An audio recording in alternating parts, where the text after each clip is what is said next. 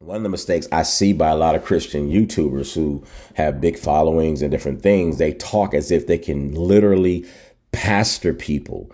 And you cannot. I'm gonna show you right here in First Thessalonians 5:12. I'm gonna read this to you real quick. Let me grab it real quick, because this is one of the things I see, and it doesn't irritate me, but it saddens my heart sometimes to see how we can be so indulged in these mediums and these tools that we use, and they can be very useful. And like I've always said, social media, and it can be a blessing and a curse. It could be a blessing in a sense. Again, I'm gonna say it again, in a sense where we can partake in other men's gifts of teaching and different things. Sometimes there are people online that teach things that you've never heard from your pastor locally. And so it can be a benefit. And a lot of times I find the ones that are most effective are the ones that are usually just a pastor preaching in a church, and they recorded it and they just uploaded it online. So this is what's going on in that congregation.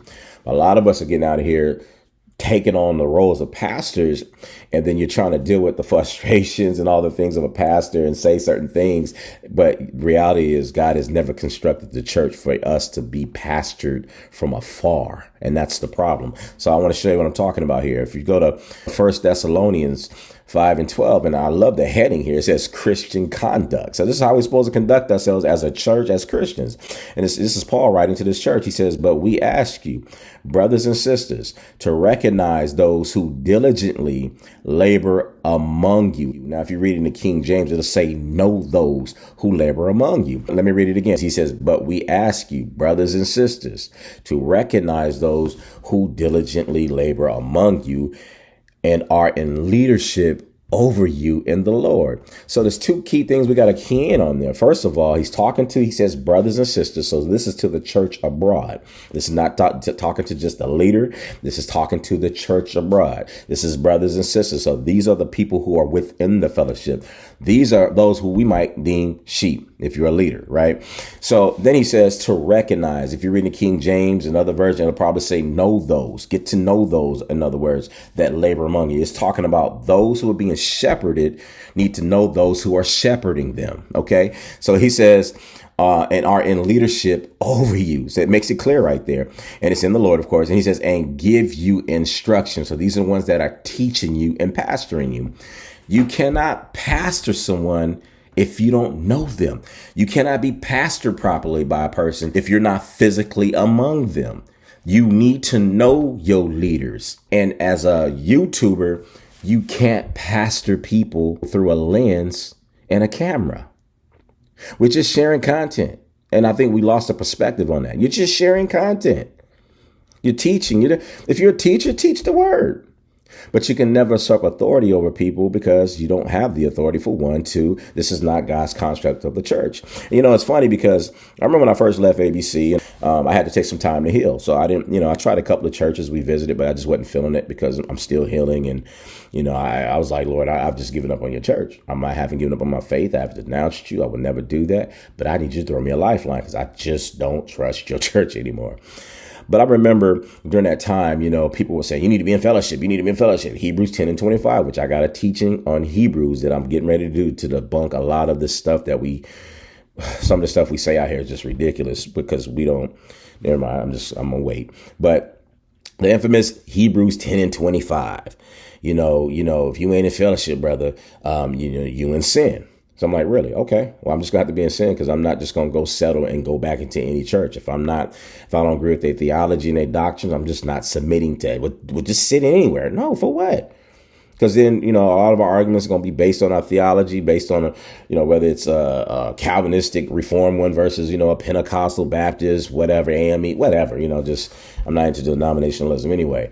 So it's just, for me, I was just like, I don't care what you say. I'm fellowshipping with my family. There's 6 of us in our family. I will bring my family in that living room every Sunday, trusting the Lord to lead us to the right fellowship. Until then, I don't care what you say about Hebrews 10:25. See, he's in sin. Okay. So then when the pandemic hit, could nobody go to church?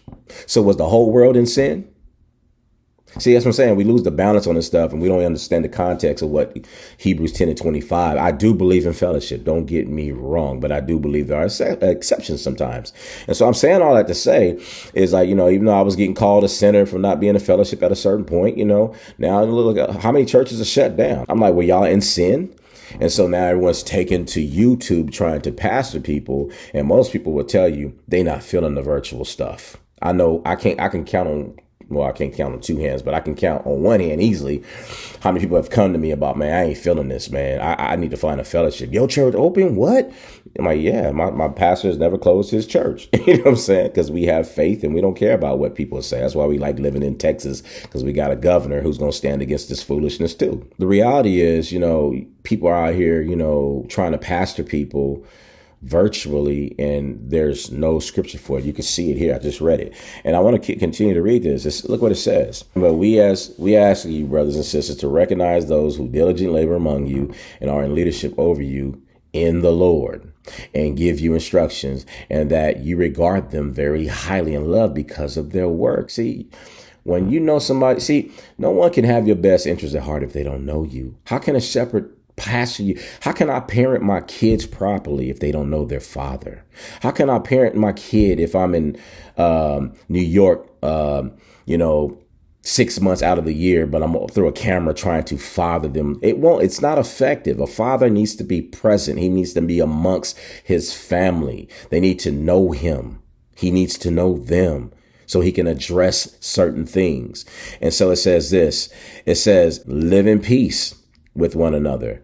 We urge you, brothers and sisters, admonish the unruly, encourage the faint at heart, help the weak, be patient with everyone. So when you're on YouTube sharing stuff and you're saying you're trying to protect the flock like you're a pastor, this is what comes with it. You cannot virtually pastor people. Pastors can use these tools. There's nothing wrong with them. There's nothing wrong with getting behind a camera. So I'm not being extreme. You can teach, you can do all those things. But to shepherd and to pastor people, you can't do that from afar. I'm sorry. So I just wanted to share that because I think it's very important to bring the balance to these things, because I think with YouTube and social media and things like this, we lose the balance on these things. You know what I mean? Our interests become so divided and we lose sight of what's important. And so don't let these things cause you to be extreme. I really encourage you, I know it's a tough time. I know across the world, things are different. Here in Texas, we're 100% open. Masks are highly encouraged, but they're not required. Some places require them, but for the most part, we're 100% open. Is it like that across the whole United States? No, it's not.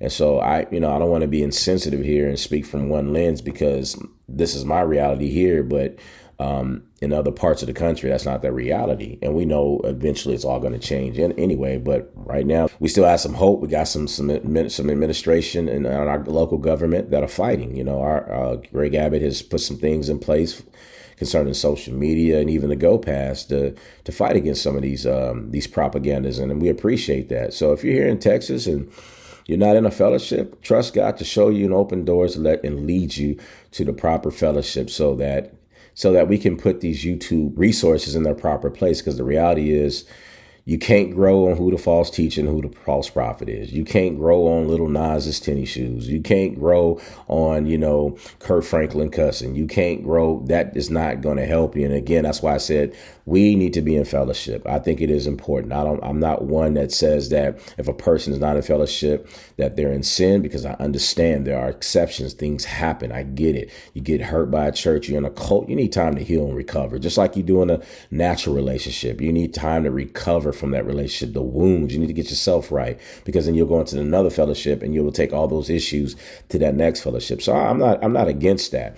But if a person is just outright, I'll forget church, I don't need to go to church, then that is definitely a problem. Because even if you read in the Hebrews, you'll see that the writer says, neglect not the gift of salvation, for some of you will drift away.